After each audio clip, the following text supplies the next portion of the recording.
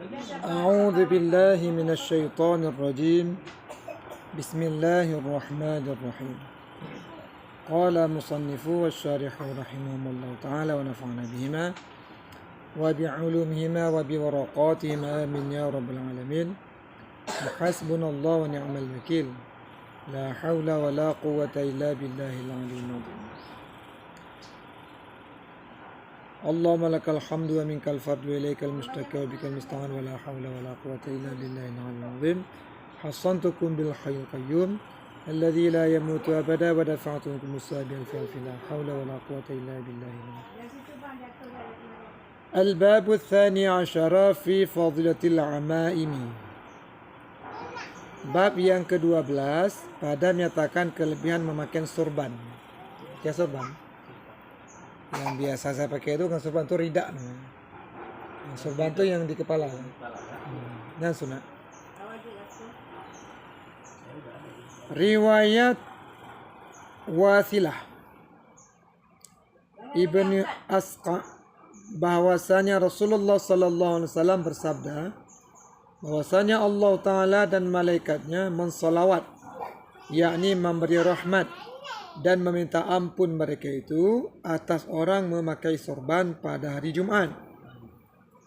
Maka jika menduka cita akan dia oleh panas, begitu kita mau ke masjid pakai sorban kena panas kan, maka tiada mengapa dengan membuang akan dia daripada kepala dahulu daripada sembahyang.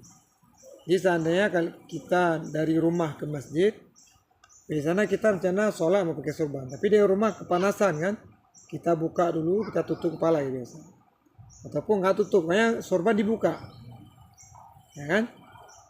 Ya, kemudian daripadanya, dan tetapi jangan dibuangkan dia pada waktu berjalan kepada Jumat. Ya, tapi walaupun demikian, walaupun dibuka ketika kita berjalan menuju masjid, sorban tu jangan saya ditaruh dalam tas. Pakai tato boleh cuma mentang kan? Cuma hanya tak pakai khusus nama dia. Kecuali kita mau sholat. Ya kan?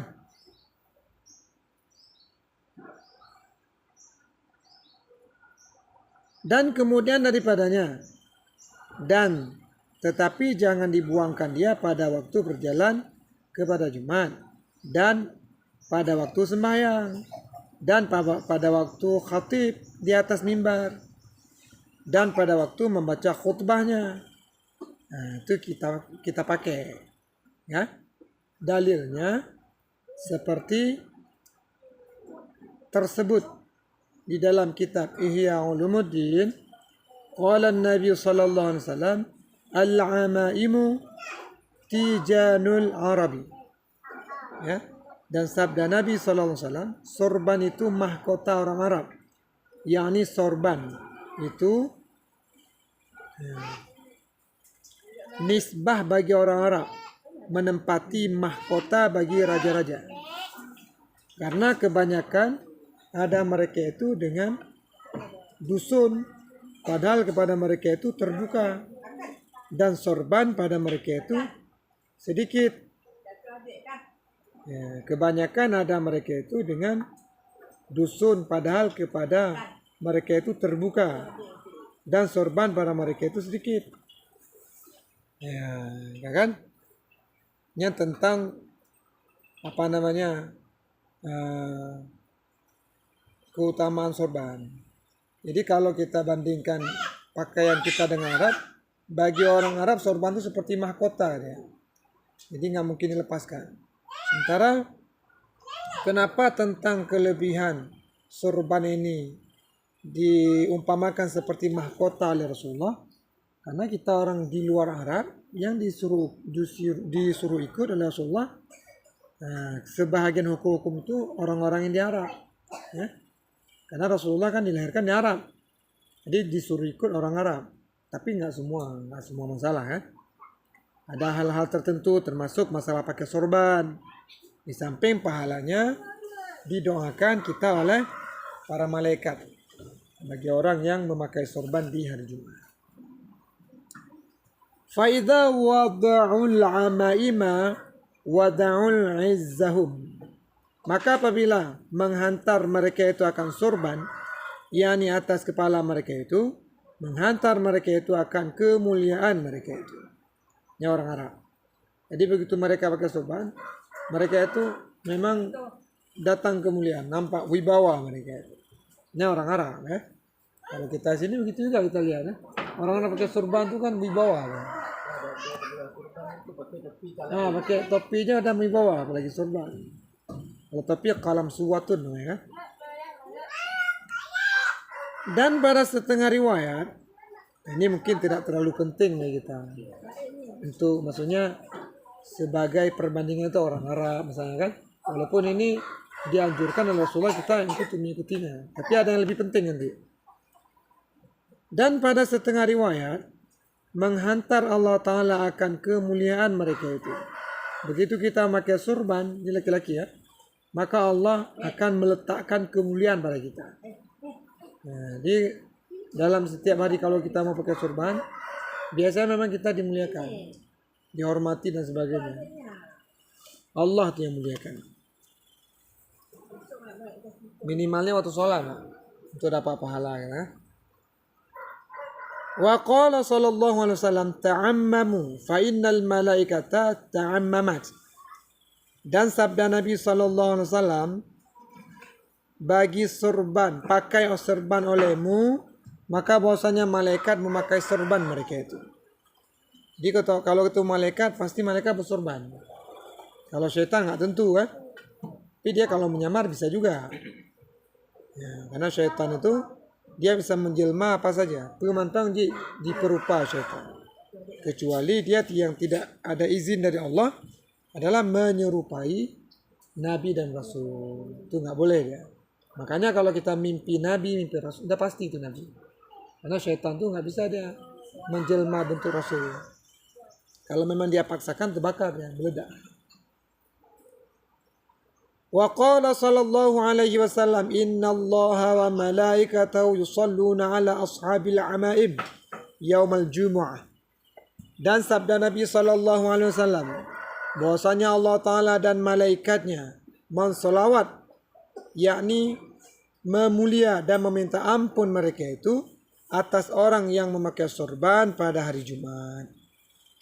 Ya, jadi kalau kita mau pakai sorban hari Jumat, itu malaikat Allah menurunkan rahmat, malaikat memintakan ampunan dosa untuk kita sampai selesai kegiatan Jumat pada hari itu. Jadi kalau kita lihat daerah kita tidak membudaya pakai sorban ya. Kalau kita baru-baru mulai itu risih juga ya. Karena bukan biasa ya.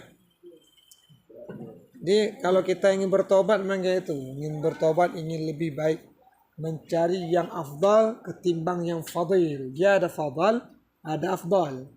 Kalau afdal itu melebihi daripada segala-galanya. Kalau fadal ya biasa aja. Fadlun sama afdal beda dia.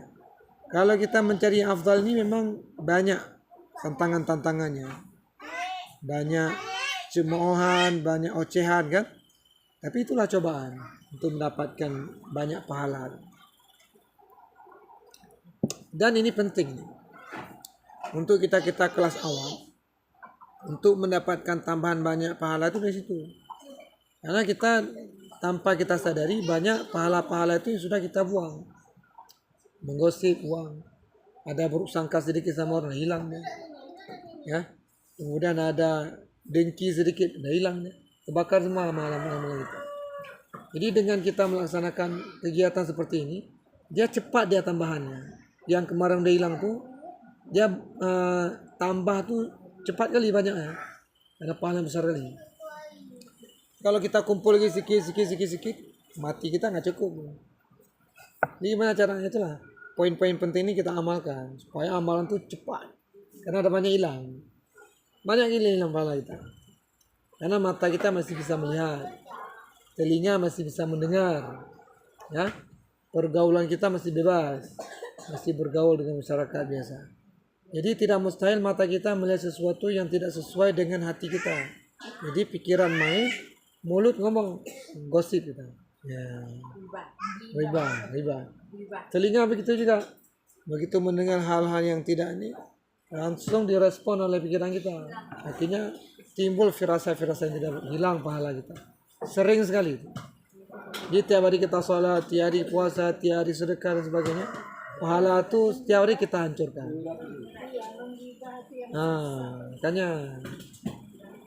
Makanya caranya beginilah. Begitu ada poin-poin penting seperti ini, kita harus ada di situ. Jadi semoga amal yang sudah hilang itu bisa kita tumpuk lain dengan cepat. Ini kan proses cepat ya. Ya, keuntungannya cepat kali banyak.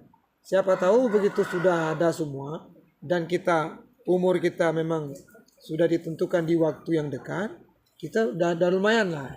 Jangan nggak ada sama sekali. Tapi kalau nggak kita tambah dengan amalan seperti ini, yang sudah ada pun udah hilang, meninggal gimana?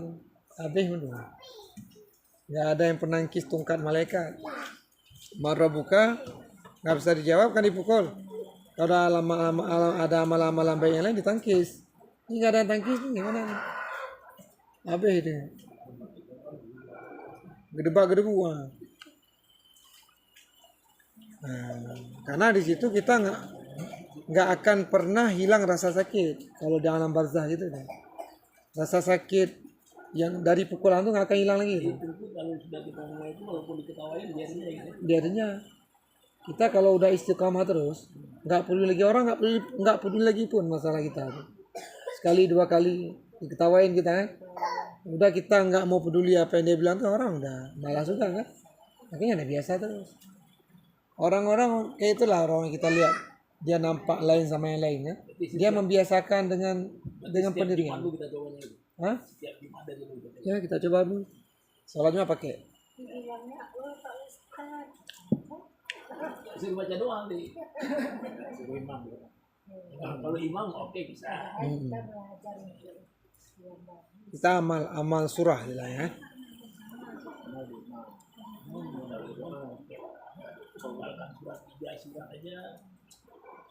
Dan sunat bagi imam melebihi pada membaikkan kelakuannya dan perangainya pada hari Jumat. Imam harus lebih dah. Penampilannya kalau kita kayak sorban selapis, imam 3 lapis. Yalah dia memang ini kan orang yang di depan. Kelebihannya. Wa qala sallallahu alaihi wasallam farqu ma bainana wa bainal musyrikina al-amaimu 'alal qalanisi. Dan sabda Nabi sallallahu alaihi wasallam, bermula perceraian itu perbedaan. Barang yang antara kita orang muslimin dan antara musyrikin itu memakai sorban atas kopiah. Di atas ini ada lagi ini dibalut ya. Qalan suwah, yakni bahwasanya orang muslimin memakai kopiah dan di atasnya sorban. Nah itu yang asli pakaian orang Islam. Udah pakai ini, biasanya pakai peci bulat ya kan. Kemudian dibalut saja sama sorban. Itu asli pakaian orang Islam. Oleh ini budaya Aceh. Ya. Orang Jawa pakai ini dia kayak kopiah, sorban Jawa lah. Yang ada gini sedikit. Belangkong. Bukan jelangkung kan? Jadi pada sorbannya.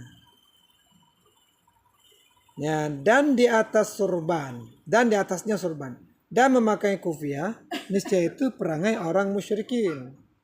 Nah, meriwayatkan dia Abu Daud dan Tirmizi. Jadi kalau tidak pakai sorban, itu bukan pakaian orang Islam sebenarnya. Memang kita nggak berani, nggak biasa kan? Ada orang yang pakai pun kita anggap ini kali dah hebat kali, menampakkan kayak ulama. Padahal itu bukan menyamakan dengan ulama. Nah, mungkin dia mengamalkan surah kan. Kecuali kalau kita ada terbiasa di Yaman ya, di Mesir. Nah, itu begitu pulang udah biasa aja pakai sorban. Nah, kasorban ya. Habib lah.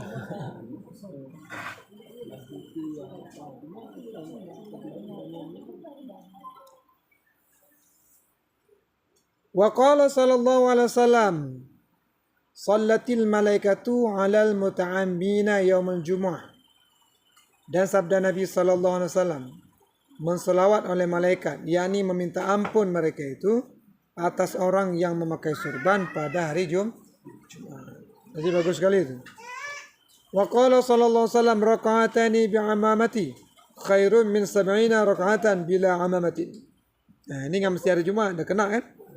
Nanti kita solat di sini di rumah, ya, di selain masjid di hari Jumat, kena juga pahala ini.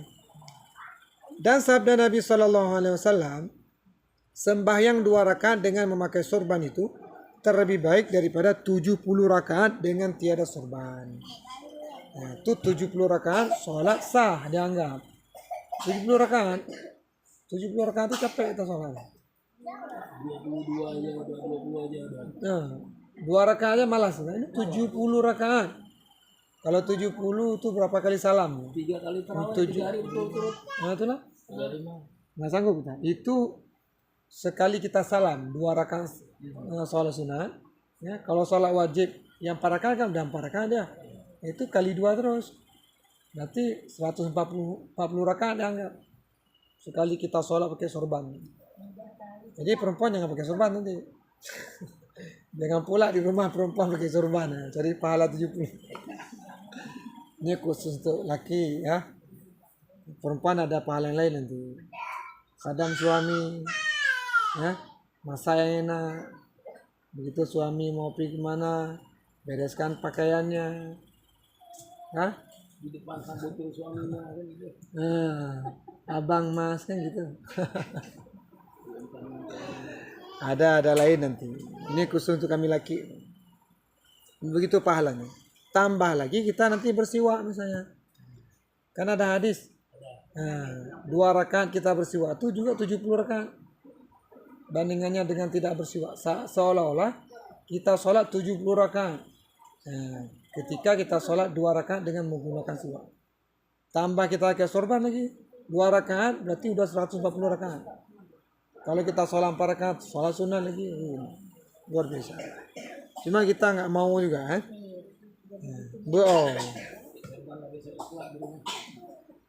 Kata Munawi, karena sembahyang itu masuk hadratul mulki dan masuk kepada hadratul raja-raja.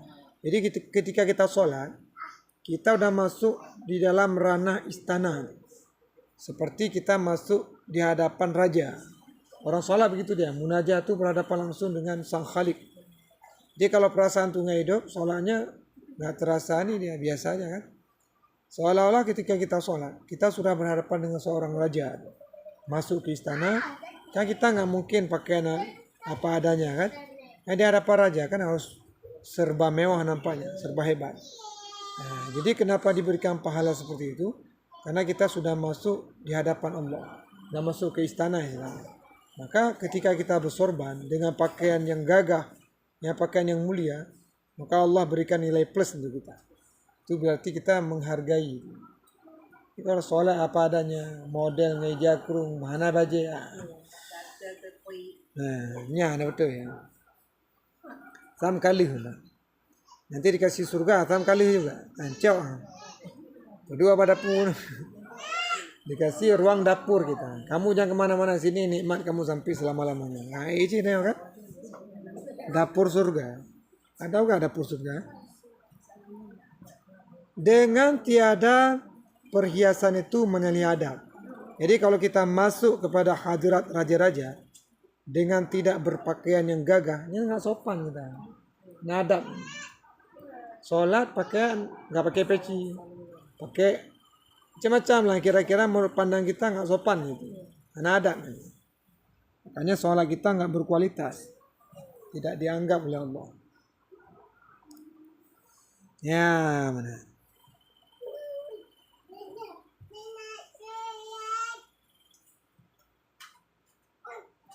Wa qala sallallahu alaihi wasallam ta'ammamu fa inna syaitana la yata'ammamu.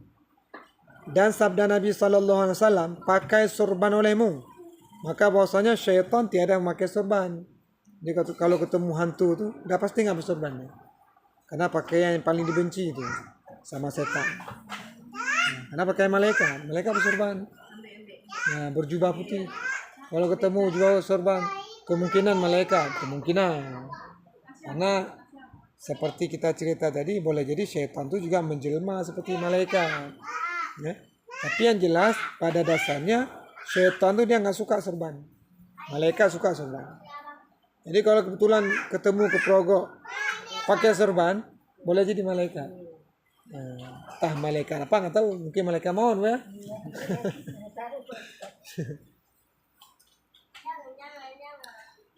Wa qala sallallahu alaihi wasallam al-amaimu simal malaikati fa arsiluha khalfa zuhurikum. Dan sabda Nabi sallallahu alaihi wasallam, sorban itu alamat bagi malaikat, yakni pada perang Badar. Maka lepaskan olehmu akan dia, yakni akan kuncinya pada pihak belakang kamu. Ya, kinayah. Jadi ketika perang Badar, orang muslimin itu kalau nggak salah 3.000 orang. Orang kafir itu berapa belas ribu orang itu? 12.000 kalau nggak salah ya. Nah. Kita 3.000 orang Islam. Jadi secara adat nggak mungkin menang. Maka Rasulullah meminta sama Allah pertolongan. Ini dalil kita berdoa ya. Ini bukan mentang-mentang Nabi itu langsung diberikan begitu-begitu saja, nggak diminta-minta juga. Ya Allah, aku berikan pertolongan pada kami. Kalau Islam hari ini hancur, kalah, maka Islam ke depan nggak ada lagi. Dikirimlah malaikat. Ya, 12.000 orang dikirim malaikat. Jadi tanda malaikat itu dengan orang Islam, di mana perbedaan? Malaikat itu semua bersorban, berjubah putih. Itu malaikat semua.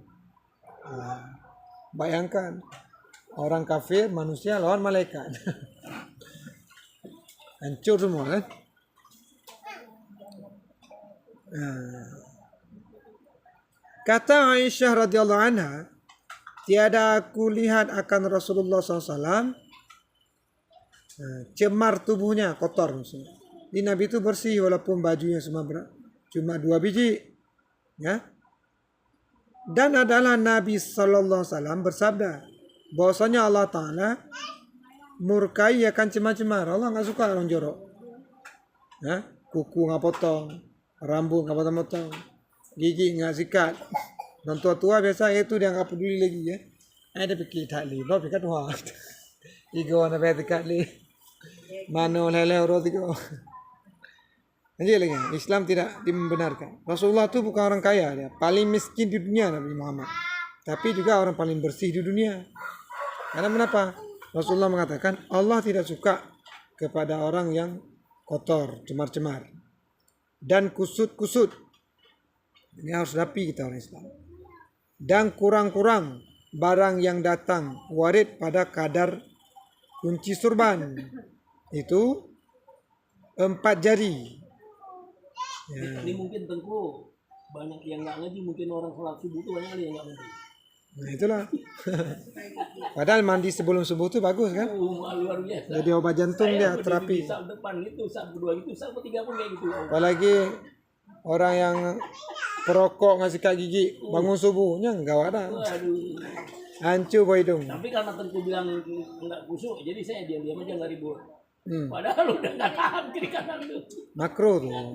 Makanya disunatkan sebelum kita hadir dalam jamaah kita bersihkan diri dulu supaya orang nggak risih ya. Dan sebaik-baik barang yang datang warid ya, sehasta panjangnya dan antara keduanya 1 jengkal. Ini kan? Nyanyi panjang likutnya. 1 jengkal panjangnya seperti yang tersebut di dalam Tambiul Akhbar.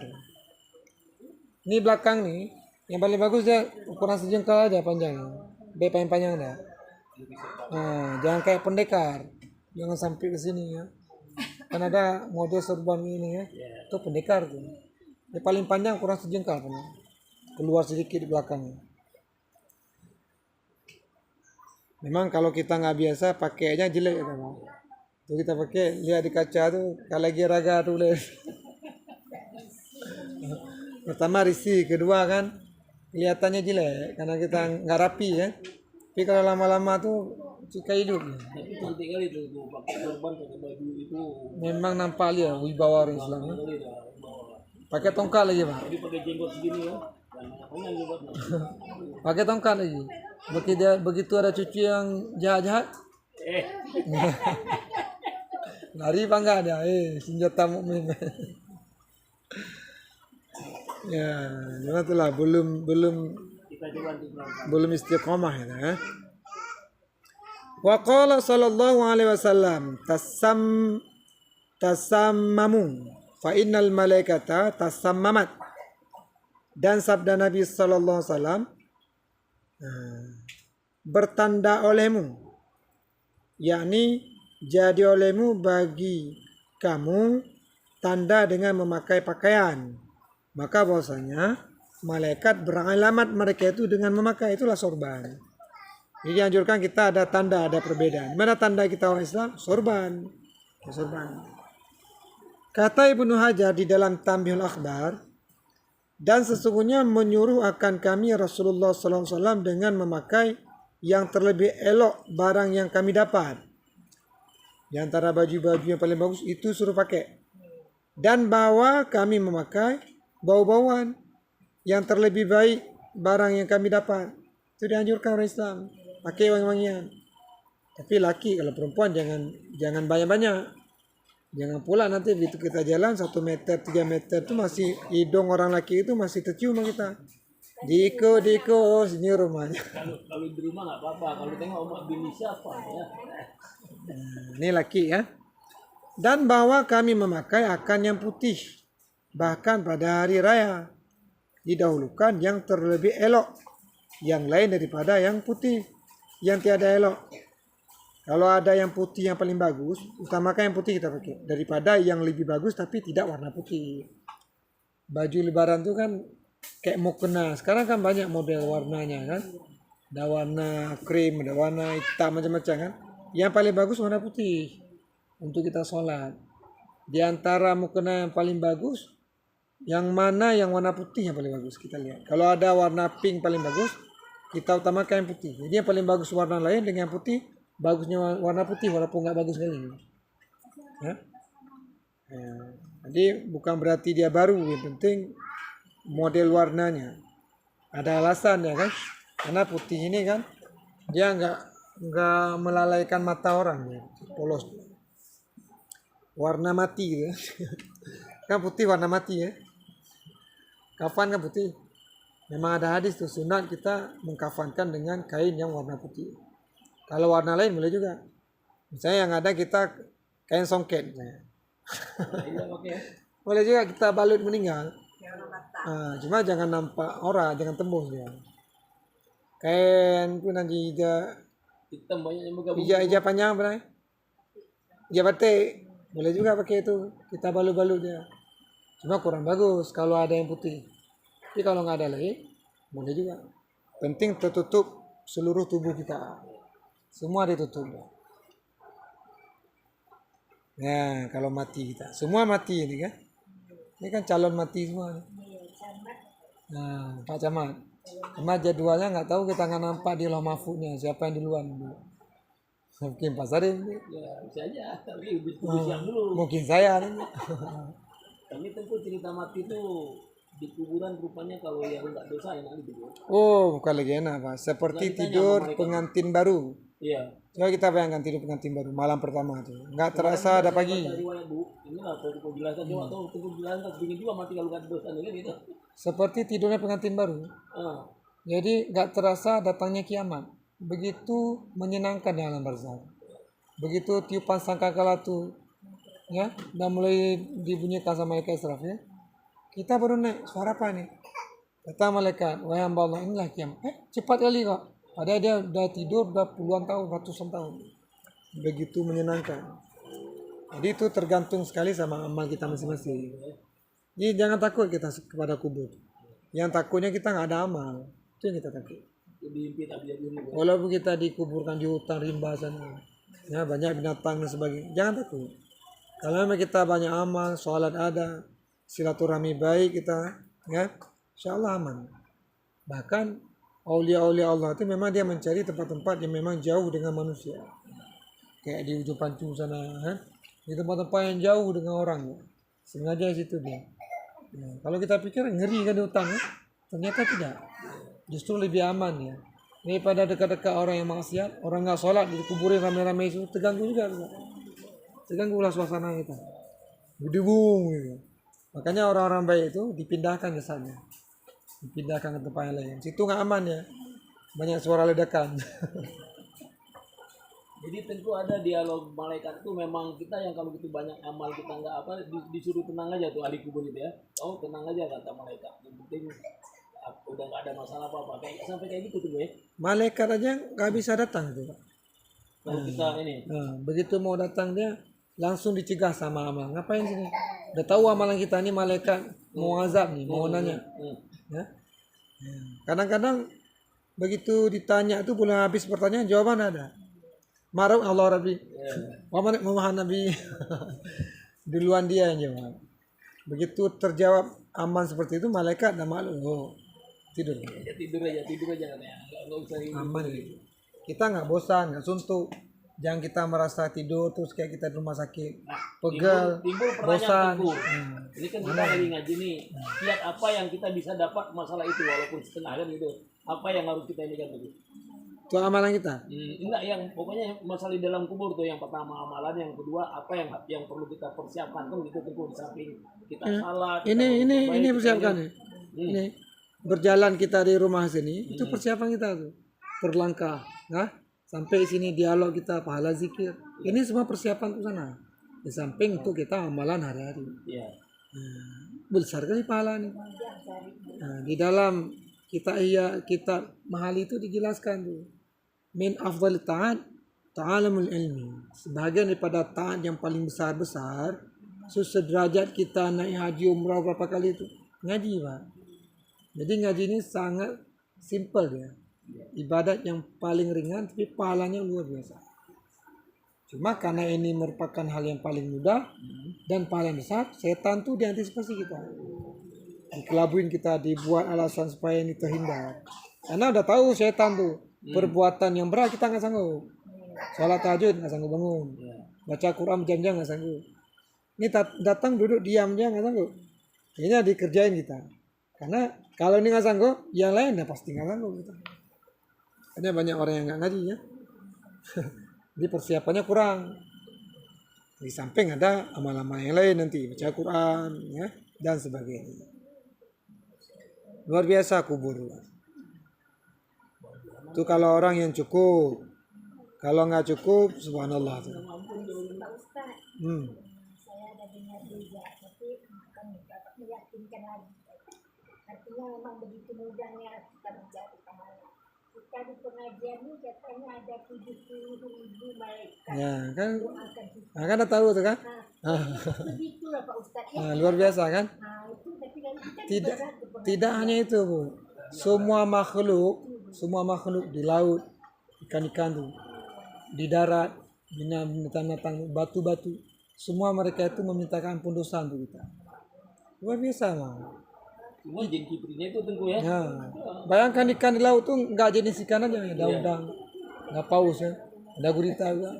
Sampai semua makhluk ini, apa yang tersentuh, apa yang kita lihat, apa yang begitu kita jalan mereka nampak ke kita, mereka minta ampunan dosa. Ya Allah ampunan dosa untuk dia.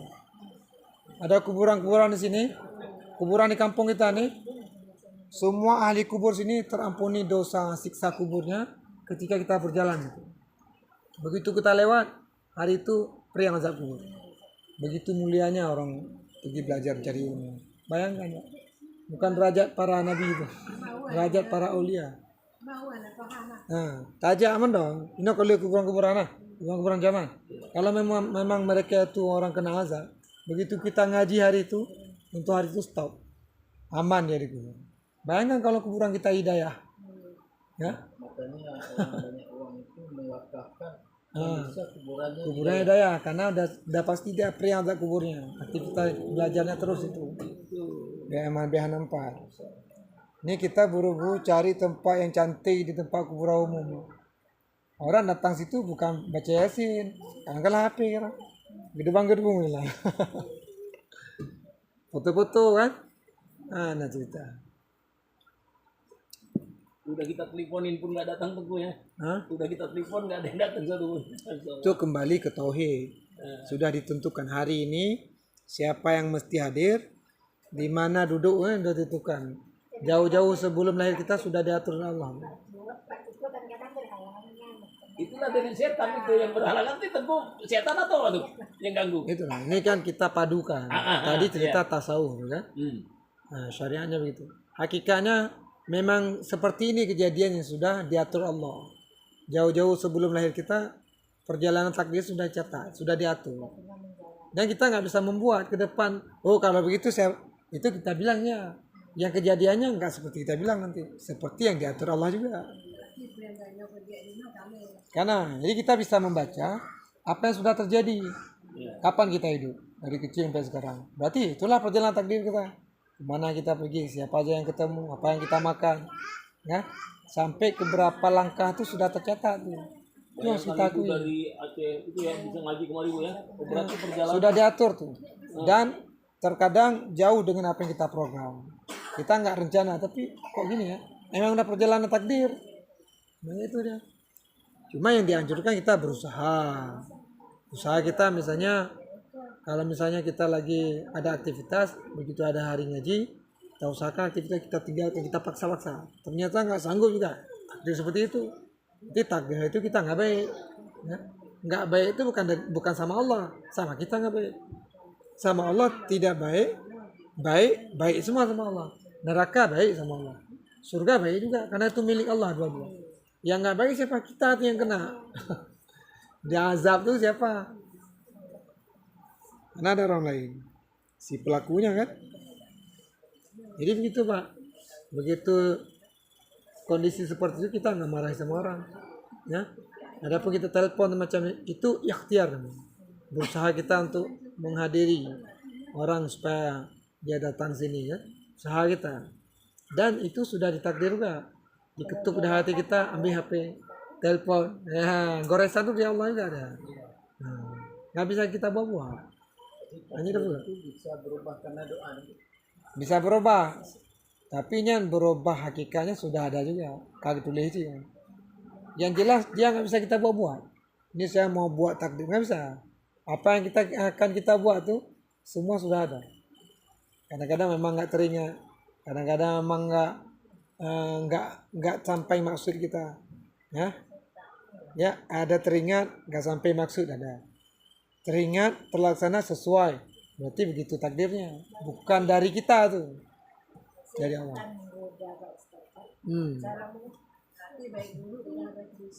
Kali mendung, karena mendung. Ya. tapi bisa kita lawan kan? Hah? Bisa kita lawan tadi yang Lawan tuh usaha namanya, ikhtiar. Memang diharuskan. Ahli sunnah wal jamaah wajib ikhtiar. Nggak boleh kita terima apa adanya. Misalnya kita sudah masuk dalam lembah kejahatan.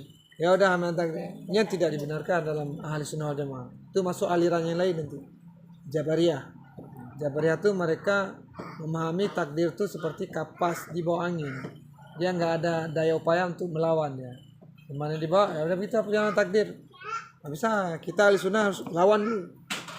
Kayak kita sholat, ya, kita puasa, melaksanakan ibadah-ibadah kita, usahanya untuk mendapatkan kesenangan surga. Karena itu dijanjikan Allah. Ikhtiar, usaha kita. Jadi usaha itu jangan cilat-cilat. Harus benar-benar kita usaha. Bergebit-gebit. Semaksimal mungkin. Jadi tentu perbuatan buruk kita kan tentu yang melekat dengan Allah sama dosa. Itu kalau sudah takdir kita juga. Takdir juga. Kalau hakikatnya takdirnya. Nah, cuman tetap harus kita usaha dulu. Allah memberikan sebab-sebab untuk sampai kepada kebaikan itu. Allah berikan hati nurani yang bersih. Allah ciptakan akal. Kan begitu? Jadi ketika ini tidak kita gunakan, kita dianggap tidak berusaha. Kita masuk aliran yang lain. Kita menerima takdir itu untuk menyalahkan Allah saja.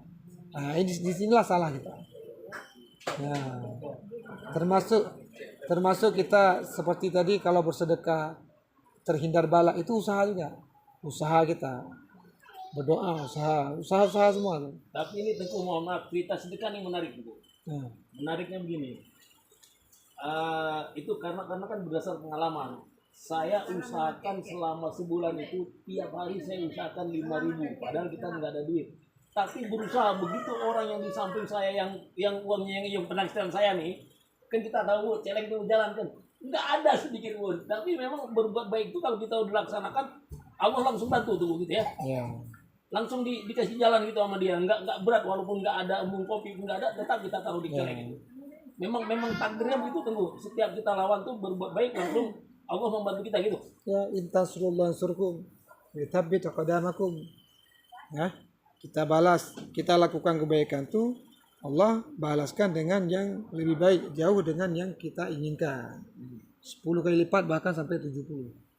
Berikan keberkahan, berikan kesuksesan kita hidup kan. Tujuan kita sampai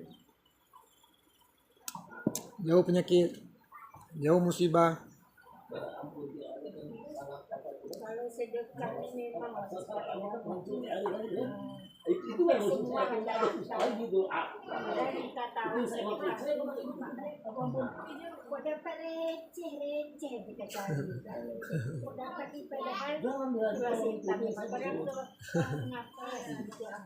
Ya, kita paksa dulu. Kita paksa dulu, udah biasa-biasakan, nanti lama-lama ringan. Yang paling berat kita kasih bisa 10.000 kan. Kita paksa terus walaupun gak ikhlas 10.000 sampai sebulan itu. Lama-lama 10 itu jadi nggak ada nilai. Nah itu maksud saya Tengku. Jadi memang itu yang tadi seperti timbul pertanyaan saya tuh. Apakah setiap kita berbuat baik itu Allah langsung nimbrung ke kita maksudnya gitu. Karena tanpa kita sadar langsung. Padahal kalau kita pikir, saya udah gak ada apa-apa nih tapi. Gitu. Nggak terasa berat. Ah. Memang itu udah kita biasakan kebaikan tuh. Jadi ringan ya. Nggak terasa. Sama orang 10 tuh berharga kan sama kita anak. Kalau untuk sedekah karena udah biasa sedekah. Emang gitu deh. Kalau salat di Madinah itu mencari 40 itu abang. Sehingga memang berat, tapi itu terbiasa nanti udah ringan. Memang itu deh. Makanya perbuatan baik itu memberat karena kita seperti tadi kan, banyak setan ya. Kalau kita lawan-lawan setan tuh dia ngalahin diri. Nafsu. Ini kan Terasa berat tuh nafsu. ya ini kan dengan adanya pengajian begini kan tentu ibu-ibu dengan saya pun saya rasa sama bagaimana kiat yang untuk berbuat baiknya kan gitu Bu. Karena gini Ustaz. Ya terus terang walaupun kita di sini saya rasa nggak ada yang nonstop salat duha kan gitu. Nah, ini saya mohon maaf pernah mungkin ampun pun sering merasakan begitu saya lakukan selama 3 bulan nonstop 1 hari tinggal sakit badan. Ya. Itu macam mana kiat itu macam mana Tengku ini supaya maksudnya bagaimana itu Sudah supaya menyatu dia. Dan amalan itu udah menyatu dengan fisik kita. untuk mempertahankannya itu gimana tuh fungsinya? Kayak cerita tadi kita paksa-paksa dia. Dari awal mesti paksa dia. Memang berat. Ya, sedang ada aktivitas tuh kita tinggal terus. Walaupun nggak khusyuk, walaupun kita hana peduli pokoknya lo kubur. Lama-lama dia nanti menyatu dia. Menyatu menjiwai khusyuk itu datang dia. Apalagi udah ngaji kan, udah ngaji, udah tahu fadilah, udah tahu kelebihan, udah tahu bahaya kalau kita kurang amal. Lama-lama khusyuk datang, memang udah biasa kita lakukan. Tapi kalau begitu, ini baru tahu kelebihan, baru tahu bahaya kalau kita kurang amal ya. Kemudian kita mulai terus, itu beratnya nih, jangan anak buka. Nggak mungkin bertahan, maka nggak semua orang bertahan.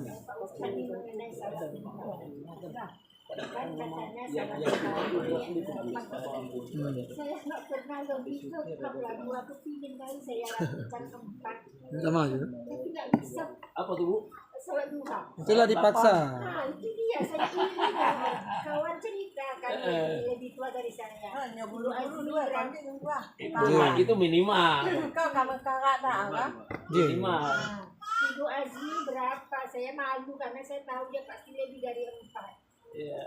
Saya sering 8. Saya cuma 2 yang panas.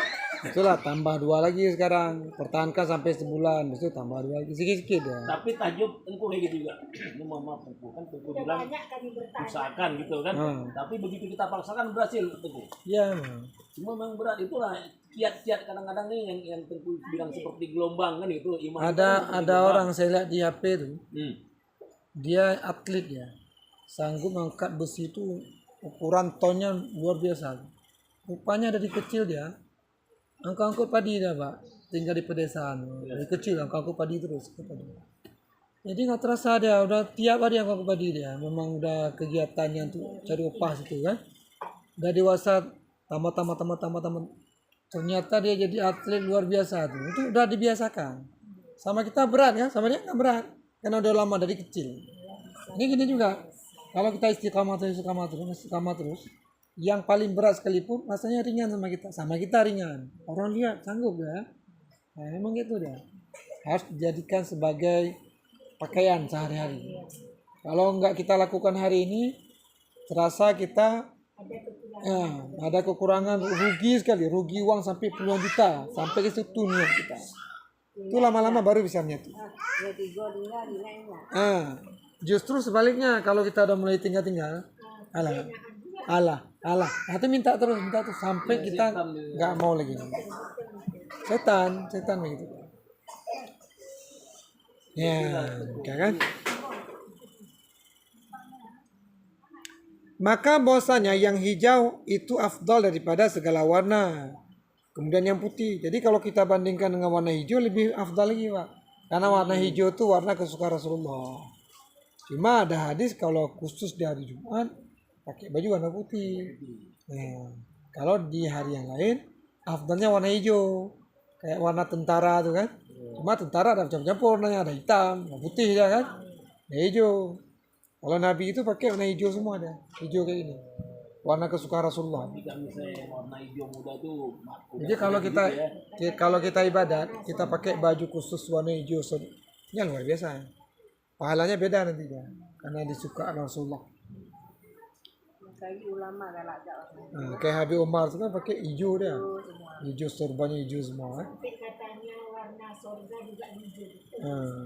Warna surga variasi dia, warna zamrud ada, warna hijau, warna lain juga kan. Batu-batunya ada warna merah juga ada. Itu nanti kerikirnya mutiara semua. Jatuh Dinding-dinding bangunan kita mutiara, batang-batang kayu mutiara semua, daun kayu mutiara, semua serba bercahaya. Di listrik nggak ada sana, nggak ada hidup lampu, semua cahaya itu menerangi surga. Bukan seperti terangnya matahari ini, jauh lagi, terang dan tidak panas, menyenangkan. Manusia cantik-cantik sana, kulit kita indah-indah. Saya bayangin di kubur dia malaikat aja disuruh tidur Karena kita ada tekan mati pak, umur kita ada tekan. Apa nggak teringat? Yeah. Kalau udah lewat saya 44 kan. Kalau orang apa ada jauh lagi. Mana lama-lama kali kita hidup? 63 kan? Berapa tahun lagi cuma? Kalau ibu udah berapa?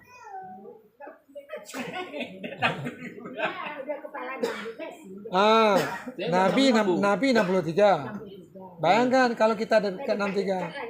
Anak cerita nih. Siapa nggak takut?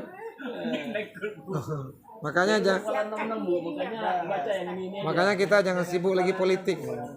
Seusia kita nih, jangan sibuk lagi politik. Biar dia urusan orang lain.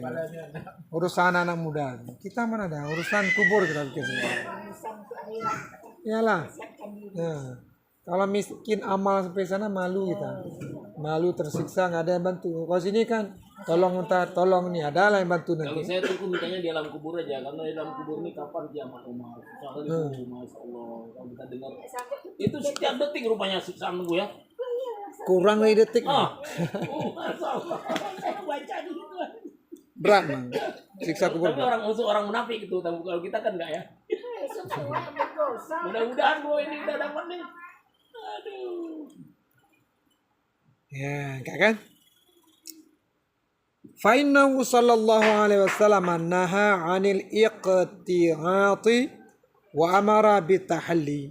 Dan sabda Nabi sallallahu alaihi wasallam ditegah pada ikhtiyat. yakni memakai sorban dengan tiada balut di bawah dagu. Kan? Nah, gimana tuh kejadiannya?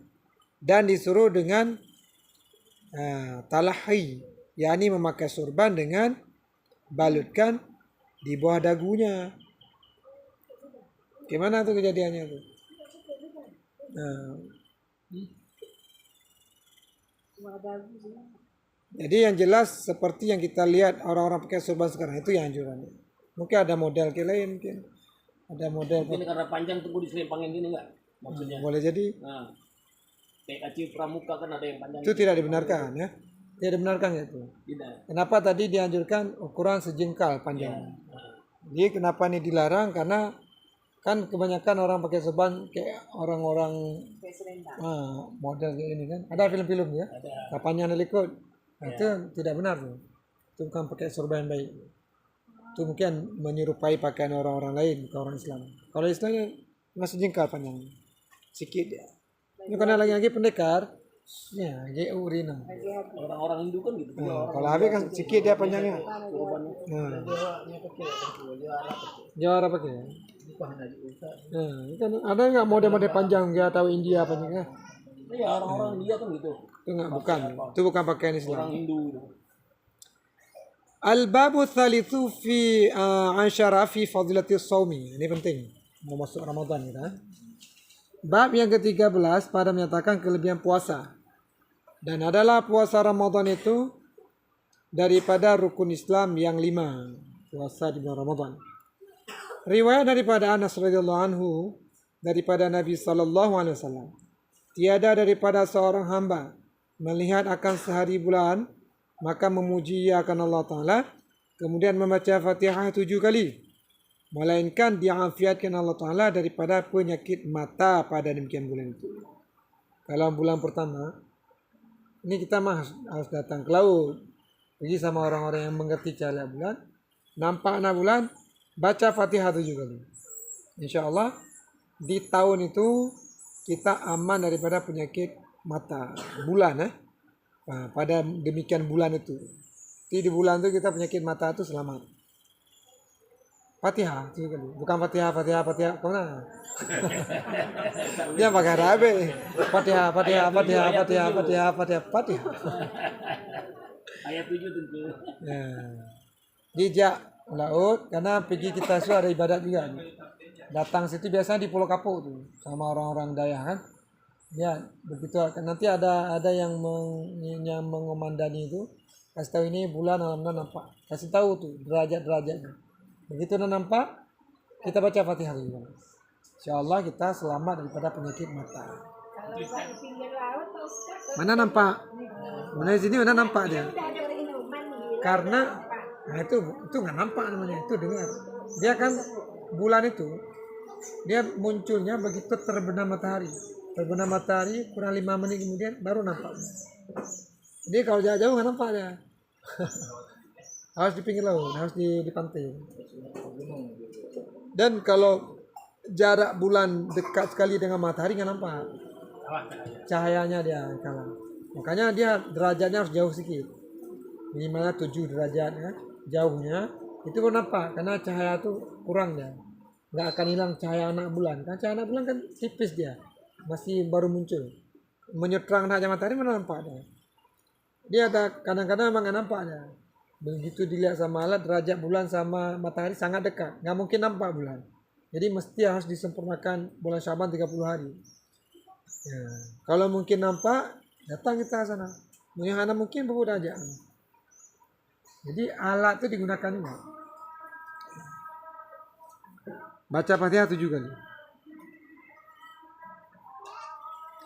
Dan kata Sayyidina Ali radhiyallahu anhu, sabda Nabi sallallahu alaihi wasallam, apabila engkau melihat sehari bulan, maka baca olehmu Allahu Akbar 3 kali. Allahu Akbar, Allahu Akbar, Allahu Akbar. Kemudian baru Alhamdulillahilladzi khalaqaka wa qaddara laka manazila wa ja'alaka ayatan lil alamin. Ya, niscaya memegah Allah akan dia dengan malaikat dan berfirman dan firmannya, wahai malaikat, makna memegah itu Allah memberikan pengumuman kepada malaikat. Wahai malaikat, kau saksi olehmu bahwasanya telah aku merdekakan dia daripada api neraka. Hikmah kita pergi lihat bulan. Jadi bukan sekedar ya rame-rame tenang. Hikmahnya kita dijamin untuk tidak diazab di neraka, dipersaksikan sama malaikat.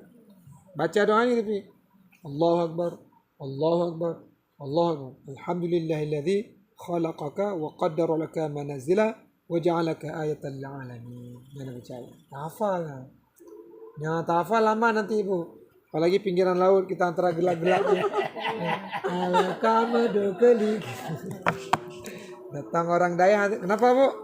Lagi baca buku. Enggak tahu dia apa tuh. Oh itu Al-Hilam. Alhamdulillahilladzi khalaqaka wa qaddara laka manazila wa ja'alaka ayatan lil alamin. Udah gue nggak usah dengan bulan ini. Apa yang kita cari? Apa yang kita cari? Kami kalau Dayak tuh pergi.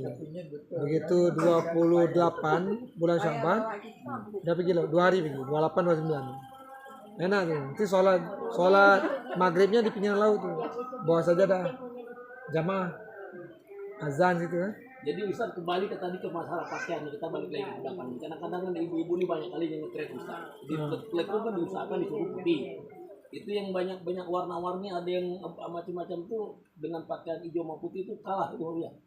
Pahalanya gimana maksudnya? Itu nggak asli itu. Kalau dibilang hijau aja, jangan tambah-tambah lagi. Ini kan banyak kan Nih hijau ada kuning, ada merah lagi. Yang saya maksud gitu. Akhirnya apa? Merah, kuning, hijau di lagi.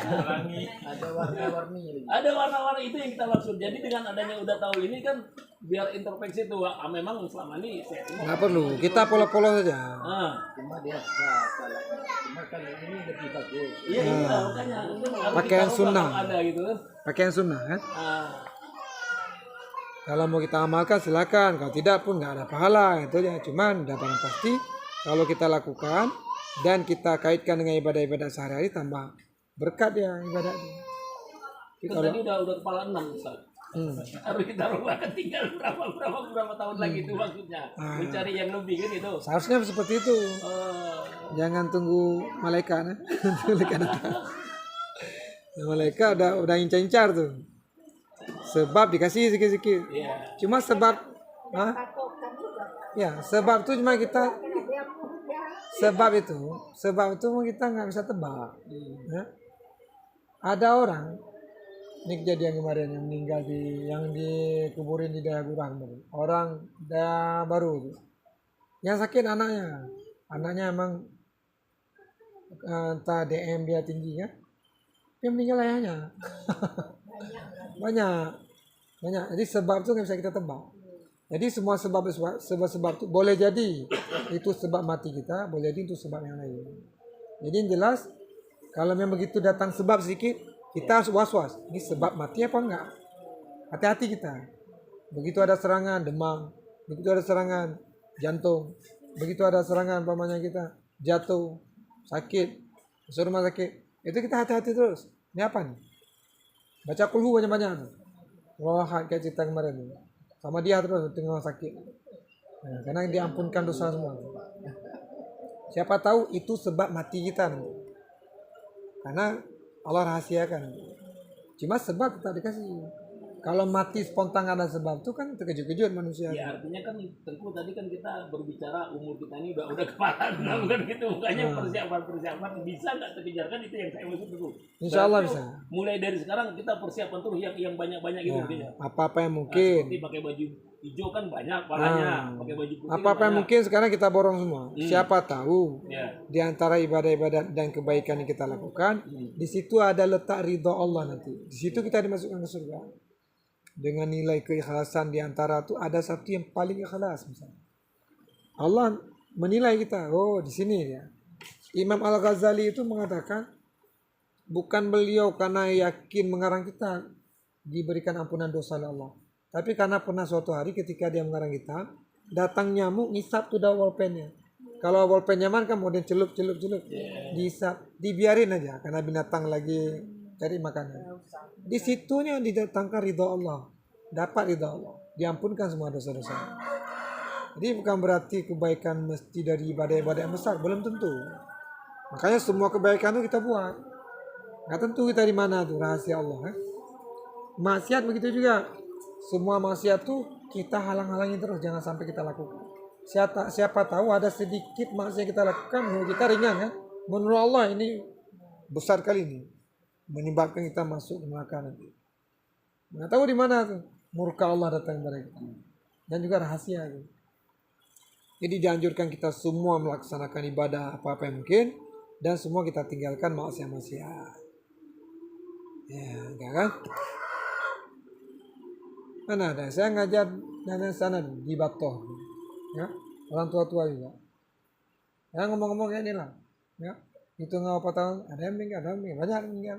Dia anak umur saya udah banyak meninggal, nggak ada doa. Di Punge itu juga, di Punge baru rumah mami. Bak samping balai Tengku yang alumni sama lengan. Nan kana foto kat grupnya. Nah kana rumah mami gitu kan. Bak rumahnya tentu. Saya letting saya ada banyak.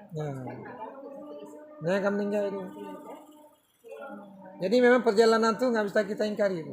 Perjalanan kehidupan kita. Siapa yang hidup, siapa enggak. Ada yang ngaji lagi mau Pak Fir. Pak Fir memang ngajar juga di rumah kan. Meninggal Pak Fir yang ngajar lagi. Meninggal pasal dia kan. Yang pasti, makanya kita siap-siap aja. Terima nggak terima, siap nggak siap, jadwal tuh pasti datang. Ini hari ini kita nggak usah sibuk lagi. Jak gitu. Ngapain?